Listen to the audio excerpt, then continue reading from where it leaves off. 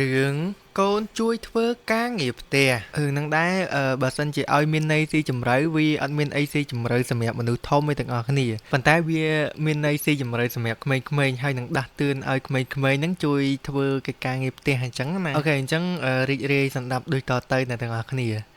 ខ្ញុំរស់នៅជាមួយលោកឪពុកនិងអ្នកម្ដាយឯគីគីឆ្កែរបស់ខ្ញុំក៏រស់នៅជាមួយខ្ញុំដែរយើងតែងតែធ្វើអ្វីៗជាមួយគ្នា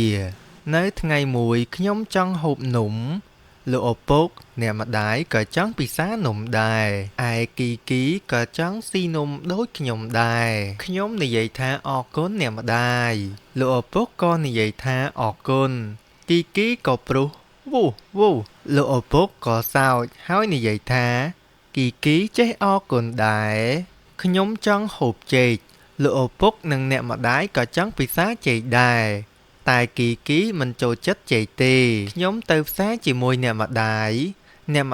ទិញនំទិញទឹកដោះគោនិងទិញចេកទុំសម្រាប់អ្នកទាំងអស់គ្នាហូបអ្នកម្ដាយទិញកូនឡាននិងទិញកូនបាល់ឲ្យខ្ញុំមួយទៀត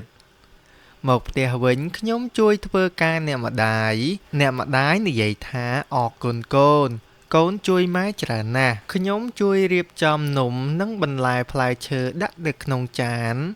លោកឪពុកនិយាយថាអរគុណកូនចេះជួយបែបនេះល្អណាស់គីគីចង់លេងកូនឡានដែរដំបូងខ្ញុំបើកកូនឡានបន្ទាប់មកគីគីអូសឡានម្ដង